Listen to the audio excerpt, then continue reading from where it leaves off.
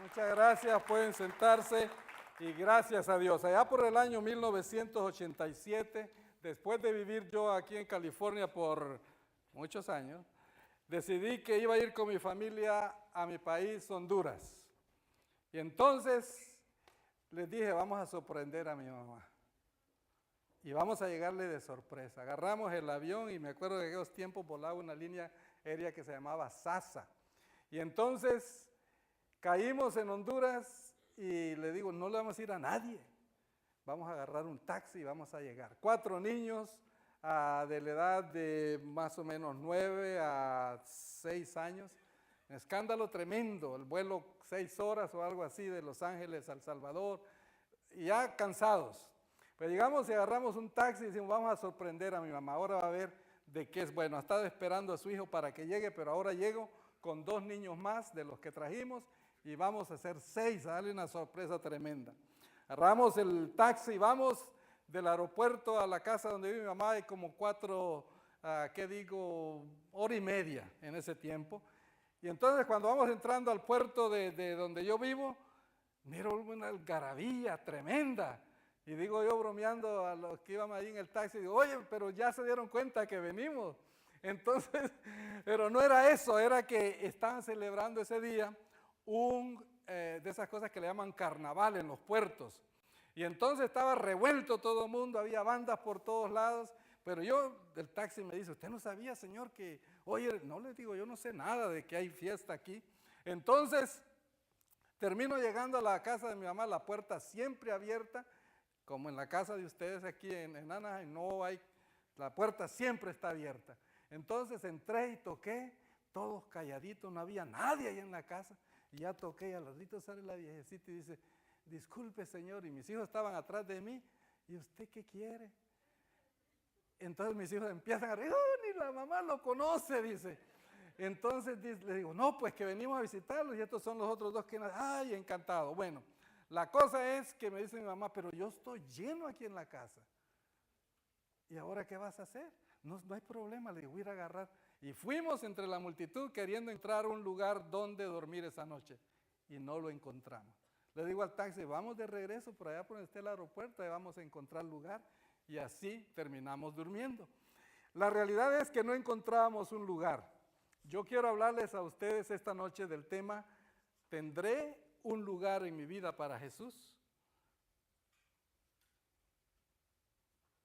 Usted tiene que hacerse esa pregunta.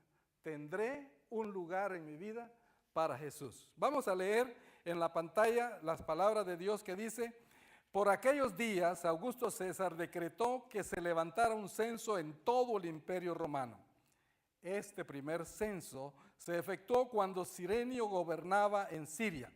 Así que iban todos a inscribirse, cada cual a su pueblo.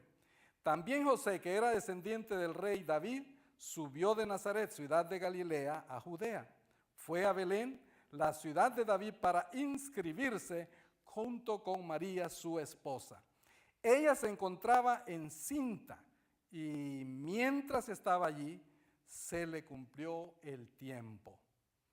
Así que dio a luz a su hijo primogénito y lo envolvió en pañales y lo acostó en un pesebre porque no había lugar para ellos en la posada. Otras versiones dice en el mesón. La pregunta que viene inmediatamente a nuestra mente, ¿por qué yo debo hacer un lugar para Jesús en mi vida? Yo la estoy pasando bien, yo estoy haciendo lo que yo quiero, ¿por qué necesito que Jesús venga a mi vida? ¿Por qué necesito dejar que Jesús venga a mi vida? Esa es la primera pregunta que vamos a hablar esta noche. Y el primer punto, y lo vamos a ver aquí en la pantalla, y ese punto nos pone ya de contacto en lo que vamos a hablar. La primera razón por la cual necesitamos nosotros dejar que Jesús venga, darle un lugar al Señor Jesús en nuestra vida, es que porque nosotros no ponemos atención a Jesús, a las cosas de Dios. Alguien va a decir, no, pero yo sí lo atiendo. pastor, usted está equivocado, yo sí atiendo a Dios, yo busco las cosas de Dios, yo pretendo las cosas de Dios. Todos ustedes que están aquí esta noche, mis respetos para ustedes. Ustedes están buscando las cosas de Dios. Ustedes han escogido el lugar mejor para estar. Y es la casa de Dios, con su esposa, con sus familias, con sus hijos, siendo atendidos ahí. Pero hay un montón de personas que no piensan en Dios y que no le han dado un lugar a Dios en su vida. Hay una historia y dos historias interesantes en cuanto a esto. La palabra dice que el Señor resucitó y que se apareció varias veces a diferentes personas. Y en uno de esos lugares resulta que habían dos discípulos que habían estado con él y de repente Jesús se le aparece a ellos y dice que estaba platicando con ellos. Y ellos estaban tan distraídos, las cosas que ellos estaban platicando, checando las noticias y todo, que no se dieron cuenta que con la persona que estaban hablando era Jesús mismo. A algunos de ustedes les pasa lo mismo en la vida. Oyendo las noticias, oyendo las cosas que pasan. Algunos de ustedes que hasta las canciones últimas de Marco Witt y de fulano de tal y todo eso, por no decir Giovanni Durán y Palada, se saben las canciones últimas, pero no ponen atención a la figura principal que las canciones hablan. Y ese es el Señor Jesús. No solamente hay una historia aquí, hay otra historia más. Y esa historia nos habla de una mujer que estaba en el pozo y Jesús tuvo sed y pasó por ahí y le dice, dame de beber. Y la mujer empieza a hablar con Jesús diferentes cosas y Jesús le dice las siguientes palabras. Las vamos a ver aquí en la pantalla. Y dice, si supieras lo que Dios puede dar y conocieras al que te está pidiendo agua, contestó Jesús, tú le habrías pedido a él y él te habría dado agua de vida. ¿Cuántas veces nosotros no sabemos ni entendemos que las circunstancias que nos están rodeando de una y de otra manera es Dios mismo que está hablando a nosotros? Si pudiéramos entender que a veces personas vienen una y otra vez, te invito a la iglesia, ¿vienes conmigo? Sí, de repente. Les voy a contar una historia triste para cerrar este punto. Mi padre Guillermo, cuando yo acepté a Jesucristo como mi salvador personal y me entregué al ministerio, empecé a hablarle a medio mundo, al panadero, a quien sea. Yo le hablaba a mi papá y mi papá me dice un día, ven para acá, hijo, porque lo molestaba, mañana, tarde y todo. Usted necesita recibir a Jesús, usted necesita recibir a Jesús. Me dice, ¿sabes qué, hijo? Cuando ya estés cerca de morirme, tú vienes y me hablas, pero ya no me molestes, por favor. Les podía decir como me dijo así, en lenguaje de nosotros, pero mejor no les digo. Entonces yo me quedé callado, hablaba, oraba por él. Recién llegado aquí en 1979 a los Estados Unidos, recibí la noticia. Mi papá estaba muerto, de 50 años. ¡Wow! ¿Cómo pasó eso? No, pues mira, no te queríamos decir, pero cuando lo estábamos vistiendo, encontramos que tenía un morete muy grande aquí en la nuca. Entonces me entró ese temor de que él tal vez no tuvo chance o oportunidad de oír de Dios. No fue que se murió, fue que lo golpearon. ¿Entiende? Y no tuvo chance de oír de Dios. Puede ser que algunos de ustedes que están aquí, esta es la oportunidad que ustedes necesitan hoy. Oír de Dios, recibir de Dios, entender de Dios para sus vidas y abrir un espacio en su vida para Dios. Dejar de ser tan desatendido de Dios y decir, ¿sabes qué, Señor?